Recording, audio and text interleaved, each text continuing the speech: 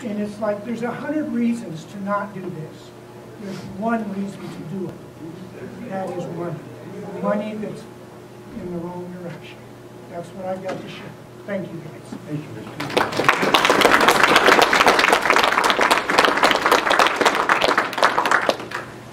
My name's Althea Hughes. I'm from Togger, Nebraska. I own land in Cheyenne County and Kimball County. I'm here to voice my own concern about the permit application for wastewater injection wells. I just wonder, where does the Nebraska Department of Environmental Quality and the National Resource District stand on this decision? They should be protecting our most valuable resource, water and air. Let me give you an idea what we're facing in Kimball County, because there's enough already. In our area, we have a hazardous waste incinerator burning 24/7, taking waste from abroad as well as U.S. Recently, they're going to haul the most toxic waste into Kimball, the incinerator, from Love Canal. And I imagine you've all heard of that. Kimball, you know, I don't know if you've seen Kimball or not. They have a lot of empty businesses out there. They're known as, to me, Kimball is the waste capital of the world, called Clean Harbors. I don't know, but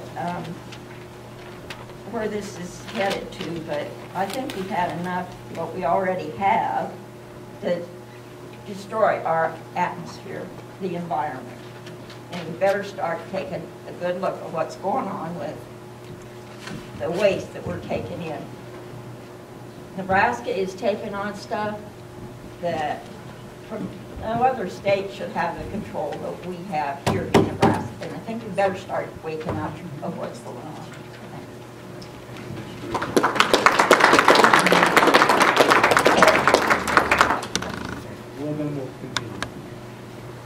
Bess Carnahan, County Road in Lyman, Nebraska. I'm a retired marketing director for Trans World Airlines. I'm a retired owner of a trucking company that hauled in the Jonas Field in Wyoming.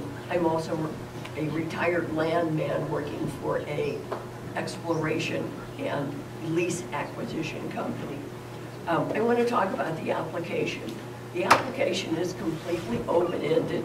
It does not limit or ask for any limits on the number of wells. It does not have any limits on the number of gallons or barrels of water to be disposed.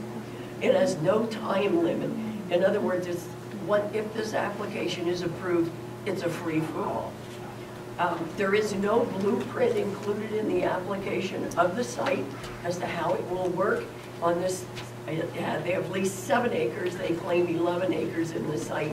There is no blueprint for how they are going to dock the trucks and turn them around and get them out. There is no blueprint for future expansion, which they want okayed in this approval. Alan Hine quoted in the World Herald saying, if the application is not approved, it will be shut down the oil future exploration in Nebraska. Oil exploration, in my experience, is driven by 2 things: location and availability of oil, and the price of oil. Right now, Nebraska is not an oil state. It never was. I've seen all the geological maps of the area. Our oil play in the Niobrara Shale, which is the Harrison area, is marginal compared to our neighbors next door. And I'm not against fracking. I say we do not have to become the garbage can for Colorado and Wyoming, who have put together rules to protect themselves from this kind of stuff. Marty Gottlieb, one of the principals of the company, has made comments alluding to the plan that they buy low and sell high. So once this is approved, it now has a high value. Are they gonna sell it? And then who will be running the site? We have no idea.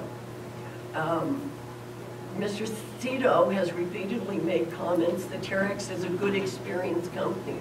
In all of my research, I cannot find where Terex has even run a hot dog stand in an oil field. They raise money, they spend money, they declare bankruptcy, and then they leave.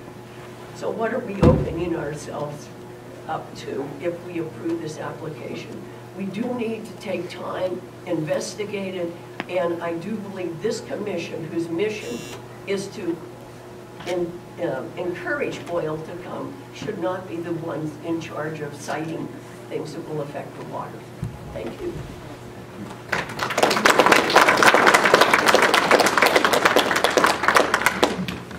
Hello, I'm Kurt Gompert. I'm a landowner just south of the site in Sioux County. I live at 130-151 County Road B, Mitchell. I'm really concerned about the traffic going across there. If there's any sort of accident or spill, we have our Pathfinder Irrigation District that feeds most of the irrigation water to the farmers in this area, and it feeds the Lake Minnetonka recreational area. And I don't know how you could put any amount of water in the ground like they're talking that wouldn't expand into other people's property, and we have no say. So that's basically all I have to say. Thank you.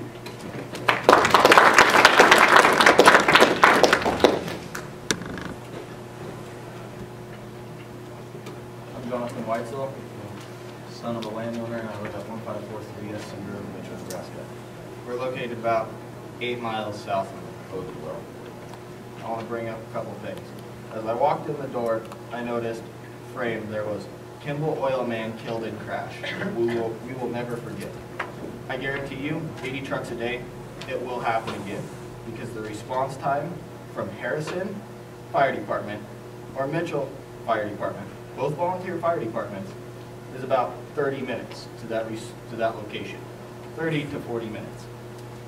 Another thing, ranching and wildlife is a huge, it's the way of life up in Sioux County, Scottsbluff County, pretty much western panhandle.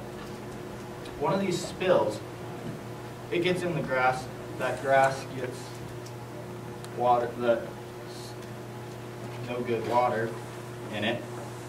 The animals and wildlife eat it.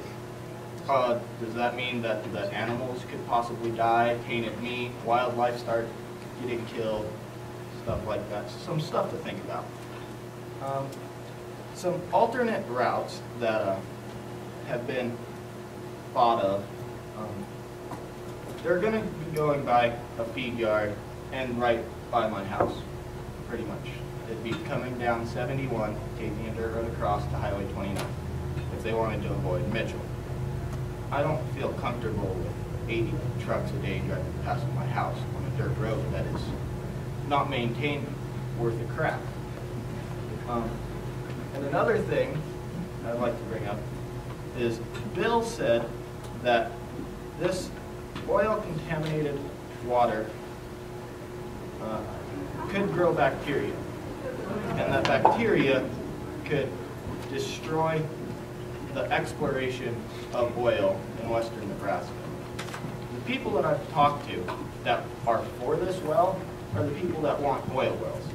They don't know that with this injection well, they could lose all the chances they have at oil exploration in Nebraska. And I just wanted to finally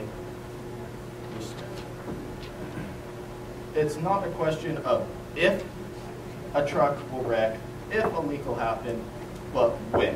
Because I can guarantee you, it will happen. Thank you.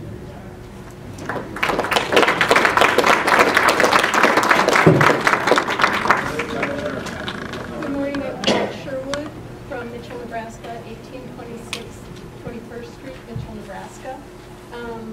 I've lived there for 22 years and raised 3 children. There I live near the high school, and I oppose this for many of the reasons already stated. I'd like to appeal to you as professionals and fellow human beings with your heads and your hearts today. to, and I agree that we're not the right commission, we should be handling decisions on waste, so that's why I'm putting it this way.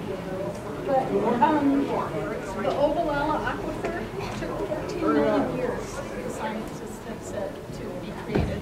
Let's take time to decide what is safe and right for humanity. We have 65% of the water from that aquifer in Nebraska.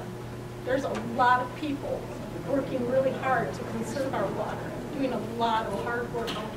Let's get on board with that. It's our most precious resource. And as water goes, so does our state. And if this would go, here are some questions. So when the site is constructed, if there are design requirements, as in how deep a holding pit or pond should be, who tracks those requirements and ensures they are safe? And since each section of construction would be likely contracted out by various different businesses, who are the experts in their field, such as the one that does the prep, the one that does the ponds, the one that puts pipes in, etc. Who monitors all the construction to make sure the construction of one aspect of the site does not hurt the integrity of another aspect of the site? Who would be the monitoring agent, and the applicant, or would it be the agency of the state? And what agency would receive the report that everything is okay or that something is wrong?